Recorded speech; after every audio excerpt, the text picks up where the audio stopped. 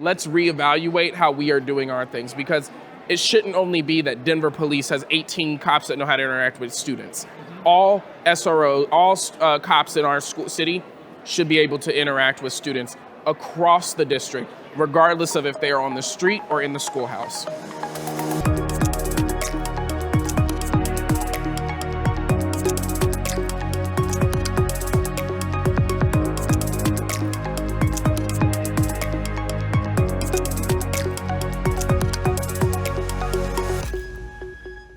Hi, I have with me today Ouontai M, who's a board member at the Denver Public Schools. Thanks for being with us. Thank you for having me. Yeah, we're at the CUBE conference, and really this has been a fabulous program this year in Miami.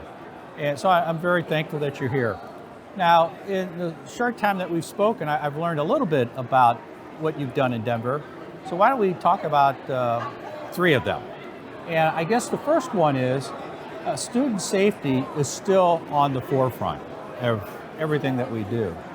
And there's different perspectives about student safety. Obviously, keeping intruders out, but then it's how do you deal appropriately with students who might be misbehaving on the playground, and you have an SRO who may not be properly trained, and there's a whole number of other dimensions. So why don't you share with everybody kind of how you catch your arms around that whole topic? Thank you for the question. You know, Denver Public Schools for the last 10 years has discussed around the need or want for school resource officers. There have been several different studies that have shown that there have been a disproportionate impact of ticketing, arresting, and citations of Black and brown students, predominantly males, with having SROs in our schools. In Denver, with our discussion, we found out it's around who we are policing, because folks would say that it's about capacity. If you have 1,000 students, you definitely need to have an SRO. That's what folks would tell you nationwide. But in Denver, we found out that it was about who we are policing, because we had a school that was 1,600 students, middle school, had all of the wraparound services, a nurse, mental health supports, restorative justice, no SRO, predominantly affluent school. A mile and a half west, a school of 300, 99% Black or brown students, had a cop car parked outside of their school, a cop in the front office, no mental health supports as robustly as this middle school, not the same amount of restorative practices, and didn't even have a full-time nurse.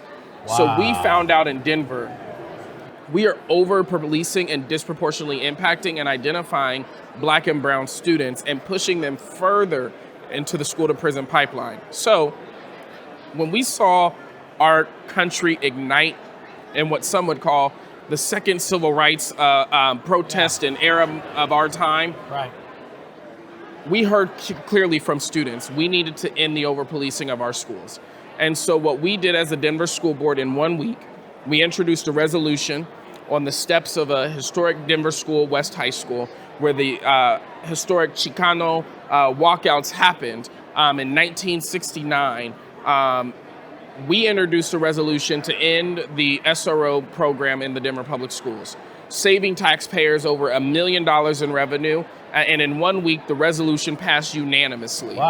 We utilized that funding to increase supports to school nurses, to restorative practices, and to ensuring we have the proper wraparound mental health services. While school safety issues are still prevalent, we have not had an incident where there has been an active shooter or an active an individual who is trying to seek harm against a group of individuals. We have not had that happen. We have continued to have a partnership in a different way with the police department, because it wasn't we don't want to work with you ever. It was simply saying, let's reevaluate how we are doing our things, because it shouldn't only be that Denver police has 18 cops that know how to interact with students. All SRO, all cops in our city should be able to interact with students across the district, regardless of if they are on the street or in the schoolhouse. You might describe for people from all kinds of different districts, what kind of label it puts on a fifth grader when the SRO puts them on the ground, handcuffs them.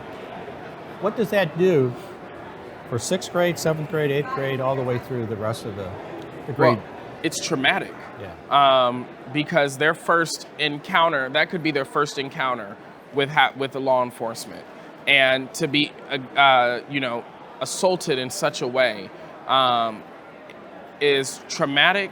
It's dehumanizing, and it's not who we are as public school experts. And so we have to be able to ensure that with local partnerships with other municipalities and city council or your mayor or your county commissioner, we got to work together to address the issue of individuals not knowing how to interact with students.